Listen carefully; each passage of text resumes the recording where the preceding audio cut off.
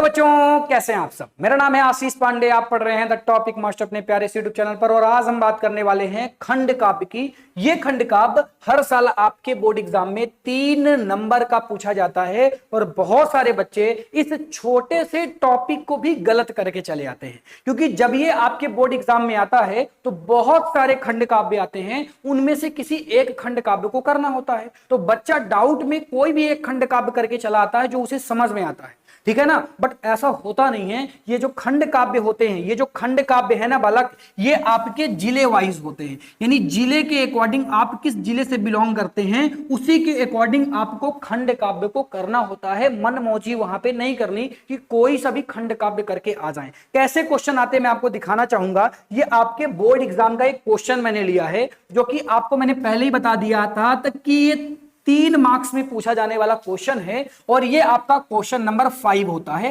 As it ऐसे ही ये question पूछा जाता है।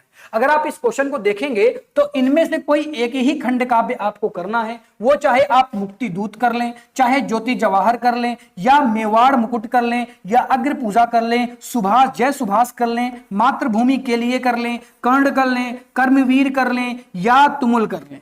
बट यहां पर ऐसा नहीं है कि आपको जो अच्छा लगे आप उसे कर लें ना। अलग अलग जिले का खंड काव्य अलग अलग होता है। जैसे कोई प्रयागराज से बिलोंग करता है। अब कोई मान लो एक बच्चा है और ये बच्चा कहां का है, ये बच्चा आपका प्रयागराज का है, प्रयागराज का है। अब प्रयागराज वाला बच्चा कर्ण खंड काव्य को लिखता है। कौन से खंड काव्य को? कर्ण खंड काव्य को। और जो कर्ण खंड काव्य है इसको ये बहुत अच्छे से लिखता है, बहुत अच्छे से लिखता है। बट बालक इसको ये मार्क्स नहीं मिलेंगे। क्यों? क्योंकि प्रयागराज का बच्चा कर्ण खंड काव्य को लिख ही नहीं सकता, क्योंकि उसके लिए जो खंड काव्य बना हुआ है वो कौन सा है? वो है अग्र पूजा। यानी अगर कोई प्रयागराज से है, अगर कोई प्रयागराज से है तो प्रयागराज को अग्र पूजा से रिलेटेड क्वेश्चन ही करना है, क्योंकि उसके जिले के लिए अग्र पूजा ही बना है। अब कैसे सर हमें पता चलेगा? भैया जी कैसे पता चलेगा कि हमारे जिले में कौन सा खंड काव्य है? ये तो एक डाउट वाली बात आपने बता दी।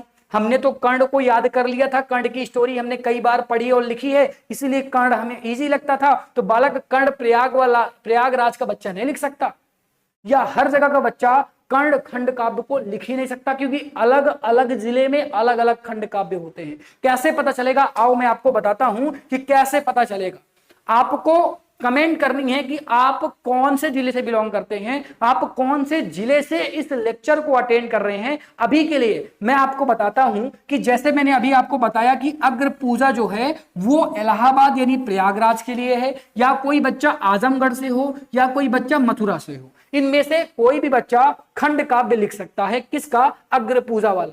लेकिन अगर कोई बच्चा मान लो आगरा से है, या बस्ती से है, या गाजीपुर से है, फतेहपुर से है, बाराबंकी से है, उन्नाव से है, तो वो बच्चे आपके मुक्ति दूत को अटेंड करेंगे। यानी मुक्ति दूत वाला जो खंड काव्य है आपको उसको अटेंड करना है। अब जैसे कोई बच्चा कहां से है, प्रतापगढ़ का कोई बच्चा है, मिर्जापुर का कोई बच्चा है, ललितपुर का कोई बच्चा है, रामपुर का कोई बच्चा है, गोंडा का कोई बच्चा है, वो ज्योति जवाहर वाला खंड काव्य करेगा। तो बताओ भाई, ये जो ज्योति जवाहर वाला खंड काव्य है वो कौन कौन से जिले में है? कौन कौन बच्चा गोंडा से बिलोंग कर रहा है, रामपुर से बिलोंग कर रहा है, ललितपुर से बिलोंग कर रहा है, मिर्जापुर, प्रतापगढ़, कहां कहां से बिलोंग कर रहे हो भाई? जल्दी से बता दो। फिर इसके बाद जय सुभाष बच्चों को बहुत पसंद है, तो जय सुभाष पसंद होने से मतलब नहीं है बालक। जय सुभाष और कर्ण बच्चों को बहुत पसंद होता, मुझे भी पसंद था, बट हम लोग लिख नहीं सकते थे क्योंकि हम वहां से नहीं थे, ठीक है ना। अब अगर मैं जय सुभाष की बात करता हूं तो अगर आप लखनऊ से हो, या फैजाबाद से हो, बांदा से हो, झांसी से हो, हरदोई से हो,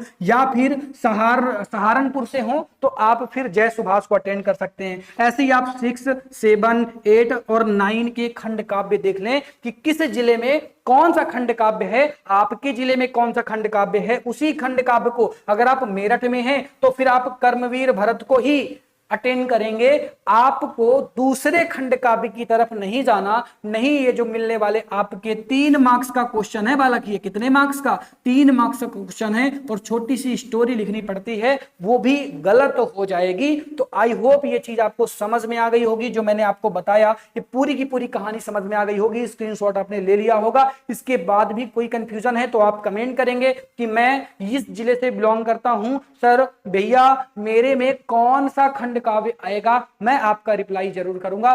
thank you so much for watching, tata bye bye बच्चों, बाय।